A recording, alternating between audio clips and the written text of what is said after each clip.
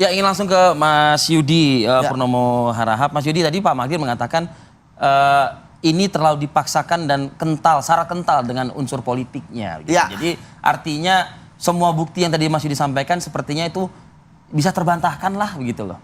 Ya nggak masalah. Apa yang disampaikan oleh Pak Magdir kan memang kapasitas beliau ya sebagai kuasa hukum. Kemudian yang kedua membantahkan hal yang biasa. Nah, karena memang kan sekali lagi batu ujiannya kan di pengadilan ya, baik itu sidang praper ataupun nanti pengadilan perkara pokok. Apakah kemudian itu nanti akhirnya kubu Pak Hasto ataupun KPK yang diamini untuk dimenangkan ataupun kemudian nanti pengadilan pokok dibebaskan atau kemudian divonis bersalah ya hakim.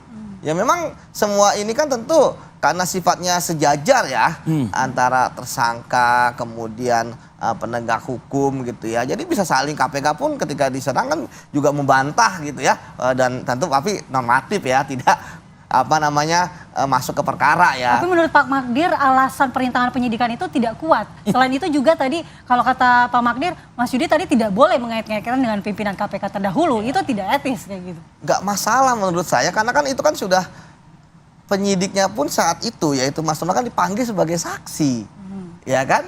Sebagai satu alat bukti gitu. Kalau kan. tidak ada kaitannya kenapa dipanggil? Nggak ada kaitan dipanggil. Memanggil pun Mas ya sama Mbak Andi gitu ya kan juga nggak sembarangan manggil ini enggak lah, memanggil saksi itu kan akan diuji. Kenapa kamu memanggil dia? Keterangan apa yang ingin didapatkan?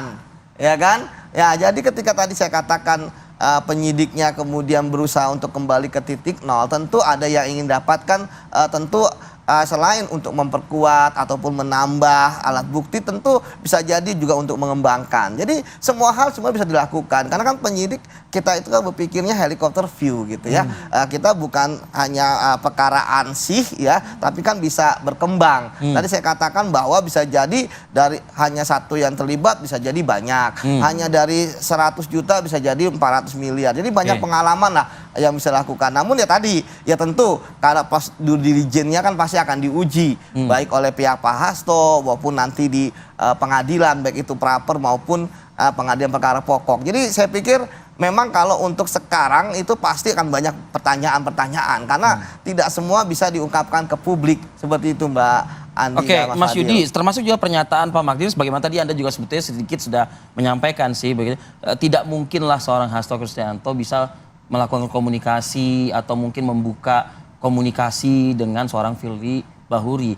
Nah, jangan-jangan tadi Anda juga kan mengatakan ya memang Firly pun juga memang belum dipanggil dalam kasus Harun Masiku ini begitu. Tapi Anda memberikan sinyal secara tidak langsung bahwa ya bisa jadi mungkin ada ordal misalnya kan begitu yang memberikan gitu informasi untuk menghalangi perintangan. Ini jangan-jangan hanya sekedar agenda momen saja begitu yang disampaikan oleh teman-teman atau seperti apa nih gitu? Ya saya pikir kan tadi saya katakan bahwa pembuktian kan merupakan hal yang penting. Ya dugaan-dugaan, analisis-analisis kan tentu harus selalu disampaikan. Namun bagi saya juga ingin supaya penanganan ini komprehensif. Ya siapa yang bersalah harus mempertanggungjawabkan. Kalau memang sekali lagi ada alat buktinya. Tapi kalau tidak ya istilahnya ya jangan juga gitu kan nanti malah ada dugaan kriminalisasi atau intervensi ataupun rekayasa. Tapi saya masih percaya bahwa teman-teman saya di dalam tidak akan tidak akan mungkin mereka membuat keterangan palsu dari termasuk juga pernyataan Pak Magdir menyebutkan baru saja dilantik 5 komisioner sudah memperkarakan kasus suap PAW ini dengan tersangka Hasto Kristianto. Ya, yang kita tahu kan kalau untuk penetapan tersangka kan di awal memang ini ya. Tetapi kan kita juga nggak tahu apakah ada kasus yang lain yang belum disampaikan oleh KPK ya. Jadi kalau saya pikir prioritasnya kenapa ini duluan ya? Ya ketika misalnya bukan di KPK kan tidak ada prioritas dan sebagainya. Mana yang alat buktinya sudah kuat itu yang kemudian diajukan kepada pimpinan. Artinya bukan tebang pilih tapi tebang matang gitu. Matang dulu baru oke. Baru oke. Kalau enggak akan kuat Mas. Banyak kasus misalnya kayak Formula E. Ya kan mau dipaksakan kayak apapun ya tetap aja di penyelidikan nggak naik penyidikan walaupun misalnya ada tekanan si ini mau jadi tersangka. Kalau memang nggak ada buktinya nggak akan naik. Katanya ada oknum ordal juga untuk kasus itu. Iya. Jadi kita jadi melebar jadinya. Nggak apa-apa. Ini untuk kita mau isanya face to face ya, apple to apple ya. Bahwa di KPK kalau memang mau ditarget, mau di apa, kalau memang buktinya nggak kuat, ya nggak akan naik. Iya kan itu.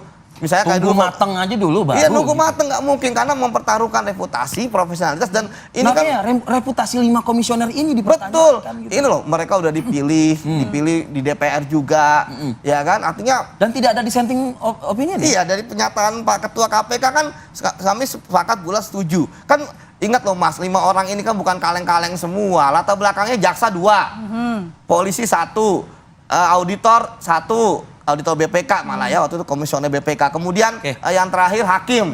Kan nggak mungkin mereka Kemudian pikirannya diuji di depan sama. DPR. Iya, diuji DPR juga. Semua fraksi ada di situ. Sudah Termasuk dipilih. Itulah. Berarti susah juga ya kalau 5-5-nya ini sudah setuju dengan kasus Berat, ini. betul. Betul. Intervensinya dari mana gitu kan? Betul, ada satu aja yang nggak setuju, pasti akan kita ulang eksposnya.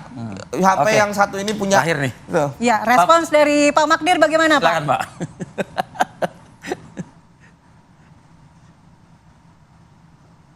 Ya, saya kira Magdir. beginilah ya.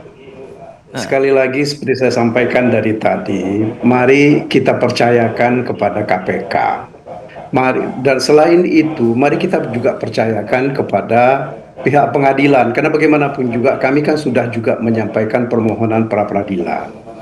Jadi kalau saya sih terus terang Nomor saya sih 1 ya, Pak. berharap bahwa pemeriksaan-pemeriksaan ini baru boleh dilanjutkan kalau sudah ada putusan pra peradilan yang nanti menentukan apakah memang penetapan tersangka itu sah atau tidak sah. Sebab akan menjadi percuma kalau dilakukan pemeriksaan terus-menerus, kemudian misalnya permohonan pra peradilan kami itu dikabulkan oleh pengadilan dan penetapan tersangka dinyatakan tidak sah.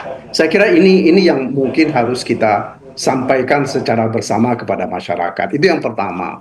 Kemudian yang kedua, sekali lagi seperti saya sampaikan dari awal tadi, mari kita coba mengurangi ya ucapan-ucapan atau pemberitaan-pemberitaan yang akan mempertentangkan pemerintahnya Bapak Presiden Prabowo ini dengan pihak PDIP.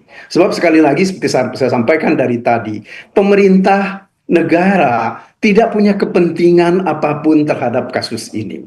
Ya, politisasi ini akan sangat berbahaya sebab seandainya nanti ini diteruskan cara-cara seperti ini, tidak tertutup kemungkinan pihak-pihak yang lain, termasuk misalnya pimpinan-pimpinan partai yang lain, kalau didorong terus-menerus dengan opini, ini ada korupsi, ini ada tindakan-tindakan amoral misalnya atau tidak benar, ini berbahaya buat bangsa ini. Mari kita cukupkan dulu perselisihan pikiran dan pertentangan pikiran kita mengenai persoalan ini.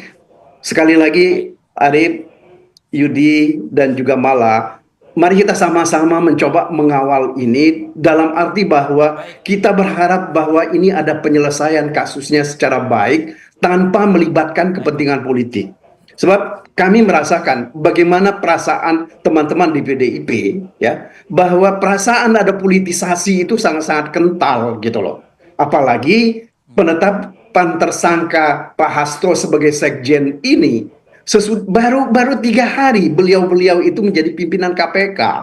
Nah, ini yang seharusnya tidak boleh terjadi. Ya, makanya dari di depan tadi saya katakan, saya berharap bahwa Pak Yudi dan teman-teman ex penyidik KPK ini juga mari kita coba kritisi tindakan-tindakan pimpinan KPK yang menurut hemat kami ini absah. Sebab teman-teman ini dulu, meskipun saya tidak lihat ada namanya Yudi Purnomo sebagai pemohon, tetapi yang pemohon ini kan koleganya Yudi Purnomo semua gitu loh. Ya, mari itu yang kita cermati. Saya kira begitu. Meskipun saya tahu, saya kenal ada teman juga yang masih cukup banyak sebenarnya berpikir jernih di KPK. Tetapi yang kita tidak mau itu ya bahwa ada orang-orang tertentu yang dimanfaatkan oleh orang tertentu untuk kepentingan mereka yang tidak ada kaitannya dengan kepentingan negara.